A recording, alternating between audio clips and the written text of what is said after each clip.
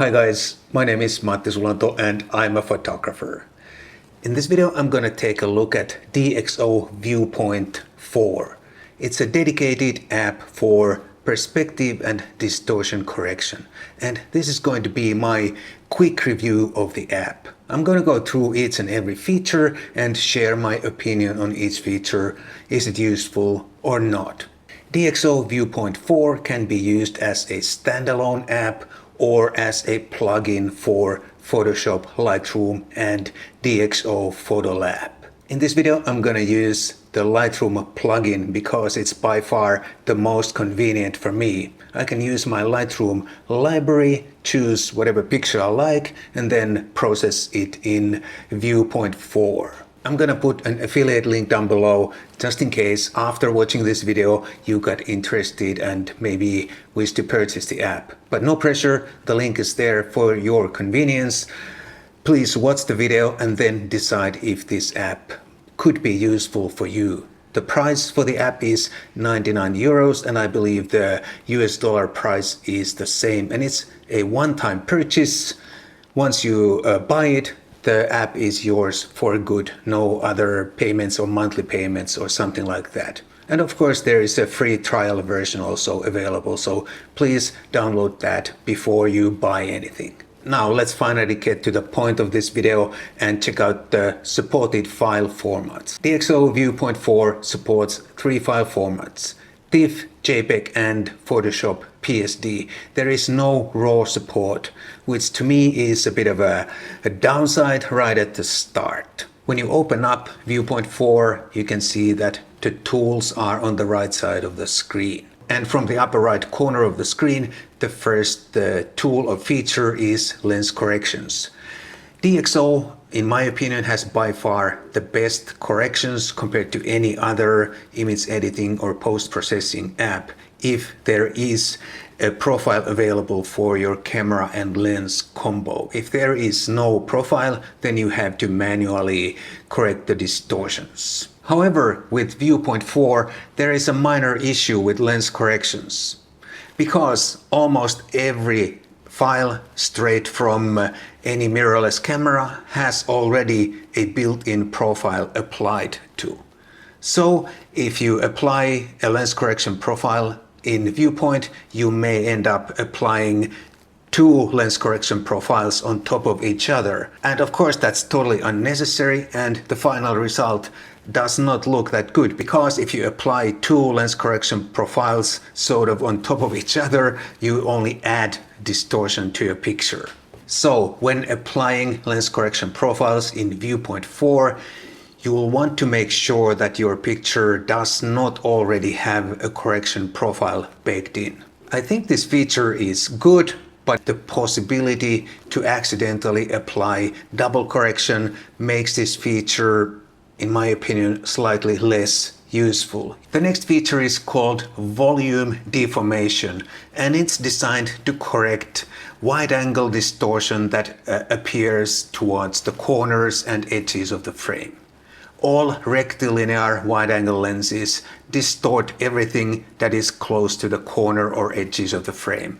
And it is a feature, not an optical flaw. It's a result of the rectilinear design that makes straight lines appear straight and not curved as with a fisheye lens. This type of distortion can be an issue or problem if there are people or faces near the edges or corners of the frame.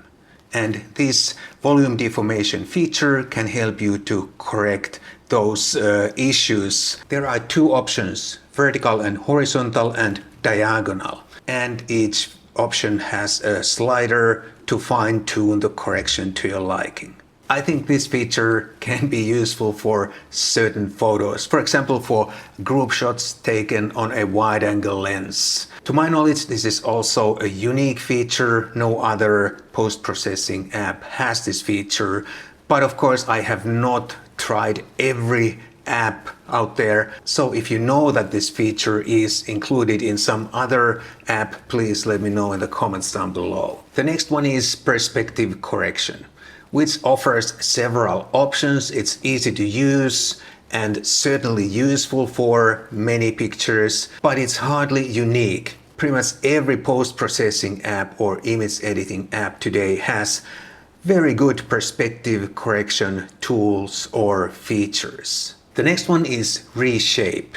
You can put this grid on your picture and you can move the cross sections of the grid to reshape or distort your pictures. It's very similar to the liquify filter in Photoshop. For my photography, I don't find any use for this kind of a feature, but it's only me. Maybe you can find some use for this kind of a feature. The next one is called horizon. You can use this feature to correct a tilted horizon in your picture. There is a separate tool for horizontal and vertical correction, and of course also auto option. And there is a slider that you can use to manually correct the horizon line. This feature is very useful and very easy to use, but hardly anything unique anymore. Every post-processing app or image editing app has this tool or something similar. The next one is a crop tool or feature, and it's especially useful with the volume deformation feature when you use these together. You can choose several preset aspect ratios, but you can also use your own custom aspect ratio here. You can also manually crop your picture or let the application decide the best crop by using the auto option. Another feature that is very easy to use, but hardly anything unique. You can crop in any post-processing app. The next one is called miniature effect. It applies selective blur to sort of simulate shallow depth of field. There are some tools and options to customize the blur, and I guess this can make some pictures look slightly more interesting. But for my photography, I really don't find much use for this kind of a feature. I think it's more of a gimmick than anything else. Here are some things that I like in ViewPoint 4. I like that it has quite a few nice features, it's easy to use, and especially the volume deformation feature is quite nice and unique. And here are some things that I do not like. Many of the features are nothing unique, and there is no RAW support, and it's a bit expensive. There you have it, my DxO ViewPoint 4 quick review. If you think that this app might be useful for you, please use my affiliate link down below to purchase the app. If you found this video helpful or useful, please do consider buying me a cup of coffee. There's a link down below also for that if you don't live in Finland. Thank you so much for watching, and I'll definitely see you soon in the next video.